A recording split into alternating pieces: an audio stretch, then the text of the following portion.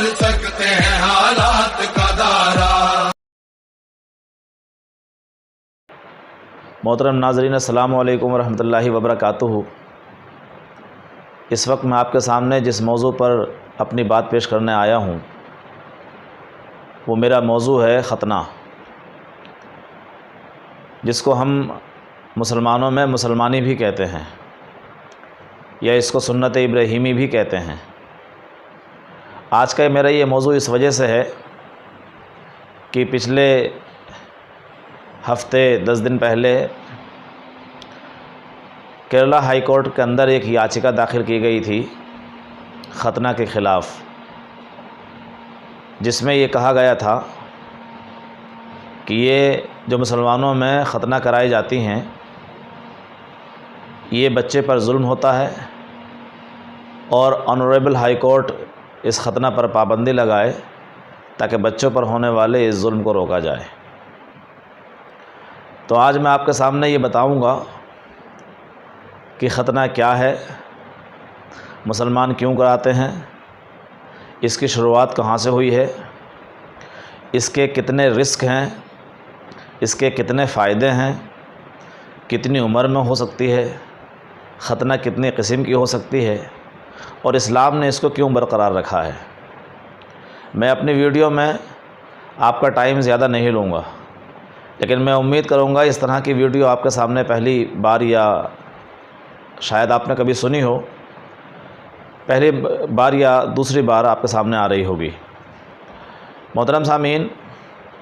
آپ کو معلوم ہے کہ سب سے پہلے ختنہ جو تھا وہ قدیم مصر میں تھا،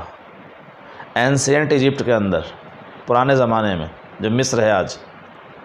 اس کے بعد میں یہ حضرت نوح علیہ السلام کے بیٹے سام، ان کی اپنے قبیلے میں ختنہ کا رواج ہوا، اور یہودیوں میں اس کا رواج ہے، اور عیسائیوں میں اس کا رواج ہے، اور مسلمانوں میں اس کا رواج ہے، یا اس کو سنت یا اس کو دین کی حیثیت سے سمجھا جاتا ہے۔ قرآن کریم میں اللہ تعالیٰ نے ارشاد فرمایا ہے، صبغۃ اللہ ومن احسن من اللہ صبغہ، اللہ کا رنگ اور کتنا ہی اچھا ہے اللہ کا رنگ، گویا کہ اللہ کے رنگ میں ڈھل جائیے۔ تو مسلمانوں میں یہ ختنہ اس وجہ سے رائج ہے کہ مسلمانوں کے جد امجد یعنی حضرت ابراہیم علیہ السلام کی یہ سنت ہے۔ آپ کو معلوم ہونا چاہیے کہ ابراہیم علیہ السلام نے بہت ساری قربانیاں دیں، وہ اللہ کے دوست ایسے ہی نہیں بن گئے، بہت سی قربانیاں دینے کی وجہ سے حضرت ابراہیم علیہ السلام اللہ کے دوست بنے۔ اور آپ کو وہ حدیث معلوم ہونی چاہیے جو حضرت ابو ہریرہ رضی اللہ تعالیٰ عنہ سے روایت ہے، جس میں حضرت ابو ہریرہ رضی اللہ فرماتے ہیں، اختتن ابراہیم علیہ السلام وہو ابن 80 سنۃ بالقدوم۔ گویا کہ اس کا مطلب یہ ہوا کہ ابراہیم علیہ السلام کی جو ختنہ ہوئی تھیں وہ اس وقت 80 سال کی ان کی عمر تھی۔ اور ابن القیم نے یہ بات کہی کہ ابراہیم علیہ السلام نے جو قربانیاں اللہ کے لیے پیش کی، چاہے وہ اپنے بیٹے کی قربانی ہو، چاہے وہ گھر کی قربانی ہو، چاہے وہ آگ میں ڈالے جانے والا واقعہ ہو، ان سبھی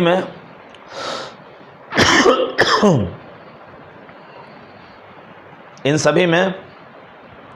ابراہیم علیہ السلام کھرے اترے، پورے اترے، اور اللہ نے فرمایا ان ابراہیم کان امۃ قانتا للہ، کہ ابراہیم اپنے آپ میں پوری ایک امت تھے۔ تو جو قربانیاں ابراہیم علیہ السلام نے دیں، ان قربانیوں میں ایک یہ بھی تھی کہ انہوں نے 80 سال کی ایج میں آ کے اپنی جو ہے ختنہ کرائیں،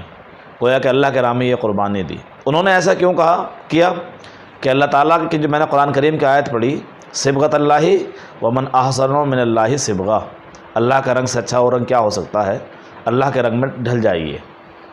چونکہ مسلمان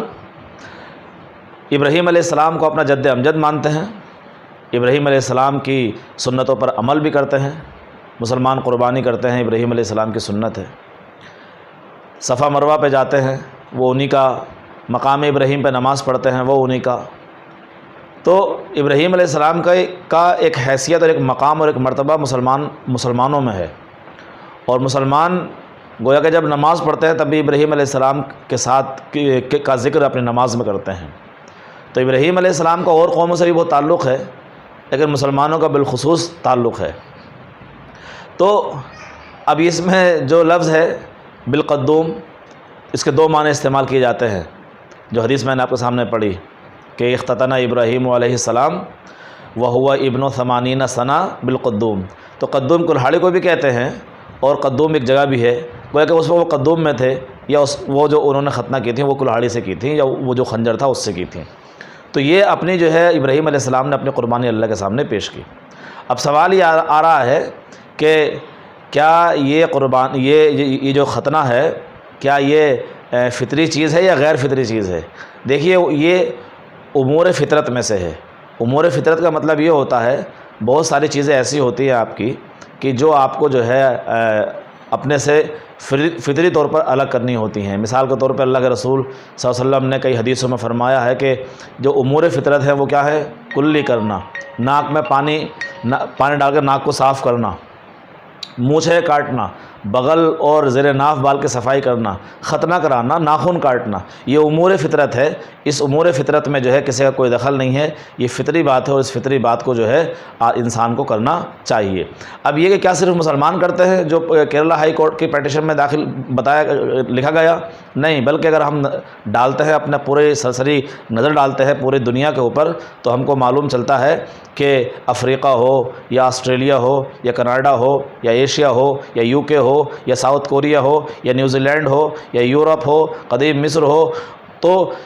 یہ ان سب ممالک کے اندر جو ہے ختنہ کی جاتی ہے۔ مسلمان قوم میں تو بہرحال پوری امت میں اس کو سنت ابراہیمی کے نام سے جانتے ہیں، اور بغیر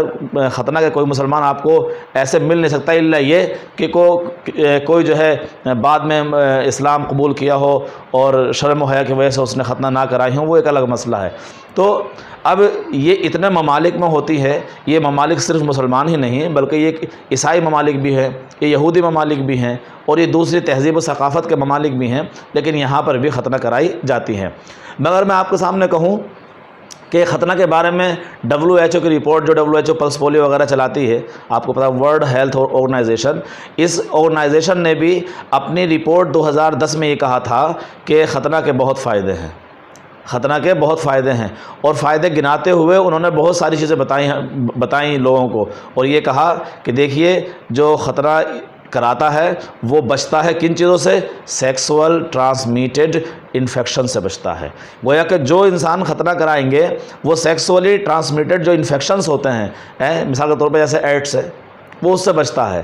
نا۔ اسی طریقے سے یورینری ٹریک انفیکشنز جو ہوتے ہیں، پیشاب کے تعلق سے، اس کی نلی کے تعلق سے جو بہت سارے انفیکشن باڈی میں پیدا ہو جاتے ہیں، وہ ان انفیکشنز کو جو ہے اس سے ختنہ کرانے سے ان انفیکشن سے بچا جاتا ہے۔ HIV HPV بچنے کے لیے بھی 2007 میں WHO نے کہا تھا کہ اگر آپ کو HIV سے بچنا ہے تو آپ کو جو ہے اپنا یہ سرکمسیزن جو ہے آپ کو کروانا ہوگا۔ تو یہ ختنہ کو چونکہ انگلش میں سرکمسیزن کہتے ہیں، تو یہ کروانا ہوگا۔ اسی طریقے سے پینائل کینسر، گویا کہ جو ہمارا عضو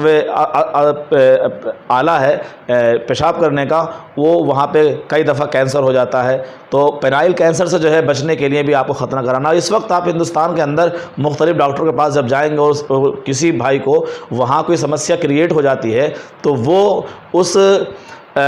اس سمسیا سے بچنے کے لیے ختنے کا ایڈوائز کرتے ہیں اور وہ ختنہ کرا دیتے ہیں۔ گویا کہ ختنہ کیا ہوتی ہے؟ ختنہ جو ہوتی ہے یہ ایک لیئر ہوتی ہے، ہلکی سی لیئر ہوتی ہے جو پیشاب کی جگہ پر ہوتی ہے، اس کو جو ہے اتار دیا جاتا ہے، اسے الگ کر دیا جاتا ہے۔ تو یہ کوئی ان نیچرل چیز نہیں ہے، یہ نیچرل چیز ہے، اس سے بہت ساری بیماریوں سے بچا جاتا ہے۔ اور اس کی حکمت اگر آپ اسلام کے تعلق سے سمجھنا چاہیں گے تو اس کی حکمت یہ بھی ہے کہ یہ آپ کے اندر کے جو جذبات ہیں، ختنہ کرا دینے سے اندر کے جذباتوں پر قابو پایا جا سکتا ہے یا قابو پایا جاتا ہے۔ گویا کہ آپ کے جو جذبات ہیں، جو سیکسولی آپ کے جذبات ہیں، ان جذباتوں پر قدغن لگانے کے لیے ختنہ کرانا بڑا ضروری ہو جاتا ہے۔ اب یہ کہ بھائی ختنہ کرانے کی عمر کتنی ہوتی ہے؟ اسلام میں 7 سال سے 12 سال تک ہے، پیدائش کے 7ویں دن جو ہے ختنہ کرانے کا حکم بھی ہے۔ اب کوئی آدمی بڑا ہو کر ایمان لایا، جیسے میں نے ابھی آپ کو بتایا کوئی آدمی بڑا ہو گیا ہے، وہ بڑا ہو کر وہ ایمان لایا اور پھر وہ اپنا ختنہ کرائے، تو اس کی کوئی ضرورت نہیں ہے، ایسا کوئی اس کے اوپر فورس اور دباؤ نہیں ہوتا ہے کہ نہیں، چونکہ شرم و حیا کا معاملہ ہوتا ہے گا۔ تو اگر جوان کچھ کوئی ایسا مسلم جوان ہے جو ختنہ نہیں کرایا ہو اور وہ خود بھی کر لے تو کر لے، لیکن کسی سے نہ کروائے، اس میں شرم و حیا کا معاملہ ہے۔ اب یہ جو ختنہ اس پوری دنیا میں پایا جاتا ہے، تو یہ ختنے کے بہت ساری وجوہات ہیں، کہیں پہ مذہبی وجہ ہیں، کہیں پر جو ہے اخلاقی وجہ ہیں، کہیں پہ ثقافتی وجہ ہے۔ مثال کے طور پہ مذہبی وجہ، عیسائی مسلمانوں میں اور عیسائیوں میں مذہبی وجہ سے جو ہے ختنہ کرائی جاتی ہیں، وہاں چونکہ مذہب سے انڈیکیشن ملتا ہے اس لیے کرائی جاتی ہیں۔ عیسائی بھائیوں میں 2 طرح کی جو ہے فکر پائی جاتی ہے، وہاں پر کمپلسری نہیں ہے لیکن عموماً سب لوگ کرا لیتے ہیں، مذہب کی طرف سے کوئی زور زبردستی نہیں ہے۔ تو اب مسلمانوں میں آئیے، مسلمانوں میں جو ہے یہ ایک مذہبی امور ہے، یہ ایک سنت ہے، اس کو سنت ابراہیمی بھی کہتے ہیں، سنت خلیل بھی کہتے ہیں، اور یہ سنت موقدہ بھی مسلمانوں میں مانی جاتی ہے، اور بلکہ امام شافعی اور امام مالک، امام احمد اور امام اوزاعی رحمہم اللہ کے نزدیک تو یہ واجب ہے، یہ ختنہ کرانا واجب ہے، اور صرف ابو حنیفہ رحمۃ اللہ علیہ کے نزدیک جو ہے یہ جو ہے سنت موقدہ ہے۔ تو مسلمان جو ہیں وہ خطرہ اسی وجہ سے کراتے ہیں کہ ان کے مذہب کی طرف سے انڈیکیشن دیا جاتا ہے۔ اب جیسا کہ میں نے آپ کو بتایا تھا کہ فطری امور میں سے ہے، یہ فطری امور میں سے نیچرلی اگر آپ اپنے ناخنوں کو چھوڑ دیں گے تو آپ بتائیے وہ کہاں تک پہنچ جائیں گے۔ تو اس وجہ سے جو فطری امور ہیں ان کو کرنا کوئی غیر معیوب کام نہیں ہے، بلکہ اچھا کام ہے۔ WHO کی رپورٹ آپ کے سامنے موجود ہے نا۔ دوسرے ملکوں میں جو مسلمان ملک نہیں ہیں وہاں جو ہے یہ سب سرکمسیزن کرایا جاتا ہے، ختنہ کرائی جاتی ہے۔ اس لیے یہاں ہمارے دیش میں جو ہے یہ اس طرح کے PIL داخل کرنا ان کا حق ہے، وہ داخل کر سکتے ہیں، اور آنریبل جسٹس وہاں بیٹھے ہوئے ہیں، وہ فیصلہ دیں گے جو بھی ہوگا، لیکن اخلاقی طور سے یہ چیز جو ہے داخل نہیں ہونی چاہیے تھی۔ اب اس کے پیچھے تو ہم یہی موٹو سمجھیں گے کہ ہندوستان میں رہنے والے مسلمانوں کو ذہنی اور سماجی اور ہر طرح سے جو ہے پریشان کرنے کی کوشش ہے، اس کے علاوہ اور کچھ نہیں ہے۔ اب اسی طریقے سے مثال کے طور پہ اگر آپ ختنہ کی بات کرتے ہیں کہ یہ ایک ظلم ہے، تو پھر اس طرح کے ظلم تو آپ بہت کرتے ہو، پھر اس طرح کے چھوٹے چھوٹے بچوں پہ ظلم بہت کرتے ہو، اور ایسے ظلم کرتے ہو کہ جو ہے وہ ظلم جو ہے آپ جب اس کے بارے میں سوچیں گے تو پھر آپ جو ہے کہیں گے ارے یہ تو ہم غیر شعوری طور پہ کرتے ہیں، اور ہم کو میرا یہ شوق نہیں ہے کہ میں آپ کو جو ہے آپ کے کو یا دوسرے بھائیوں کو جو ہے ان کے بارے میں ایسا کہوں، یہ میرا شوق نہیں ہے۔ لیکن اگر آپ اپنے گریبان میں جھانکیں گے تو چھوٹے بچوں پہ نیچرلی جو ہے بہت سارے، اگر اس انداز سے ہم سمجھیں تو بہت سارے ظلم کیے جاتے ہیں۔ اب یہ دیکھیے کہ جن بھائیوں نے کہا کہ یہ معصوم بچوں کے لیے، چھوٹے بچوں کے لیے خطرات ہیں، تو میں آپ کو بالکل ایگزیکٹ رپورٹ بتا دینا چاہتا ہوں کہ ختنہ سے 1.5% جو ہے جو بچوں کے اندر ہیں وہ تھوڑے سارے 1.5 میں جو کبھی جو ہے جیسے ختنہ کراتے ہوئے کوئی جو ہے زیادہ کھال کٹ گئی ہے، اس طرح سے جو ہے وہ 1.5 کیسز ہوتے ہیں جس میں خطرہ ہوتا ہے گا۔ اور جو چلڈرن ہیں، جو تھوڑے بڑے بچے ہیں، ان میں صرف 6% یعنی 6% بچوں کے اندر جو ہے ختنہ کے تعلق سے جو ہے خطرات پائے جاتے ہیں، باقی کوئی خطرہ نہیں ہے۔ بلکہ جیسے میں نے آپ سے کہا کہ WHO کی رپورٹس تو اس کے فائدے ہی گناتی ہے۔ مجھے امید ہے کہ آپ کو یہ ویڈیو پسند آئی ہوگی۔ آپ سے درخواست ہے کہ میرے اس چینل کو جو ہے آپ سبسکرائب کر دیں تاکہ میں مزید آپ تک جو ہے اپنی ویڈیو پہنچاتا رہوں۔ انشاءاللہ اگلی ویڈیو میں جلد ہی ہم آپ کے سامنے ایک نئے موضوع کے ساتھ جو ہے حاضر ہوں گے۔ تب تک کے لیے السلام۔